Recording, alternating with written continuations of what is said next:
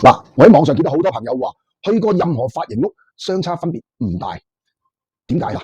原因咧，我哋個個學剪頭髮最基礎原始基礎，我哋會用一個假頭。咁啊，我呢段片裏面我有啲圖案俾大家睇到，假頭永遠一個倒模嚟嘅，佢係一個好工整嘅一個頭型，好工整嘅頭髮，好工整嘅角度。所以我哋學嘅時間最基礎嘅就係學圓形、長方形、三角形，呢個係最基礎嘅。咁好啦，再進化一啲髮型師，再進步啲，高層次、低層次、零角度。好啦，所有學嘅嘢都係用假頭。咁好啦，點解你成日都話去好多髮型屋整頭髮你會反車呢？因為你去到我哋嘅真人頭，個頭骨係有高有低，我哋嘅髮腳亦都有高有低，我哋嘅頭髮生嘅方向，可能我嘅左邊係打橫生，可能我嘅右邊係向前生，所以你其實去邊間髮型屋都經常都會產生反車。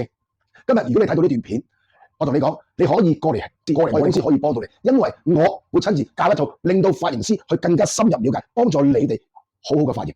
唔想反車嘅朋友，過嚟揾我哋，下條片見，拜拜。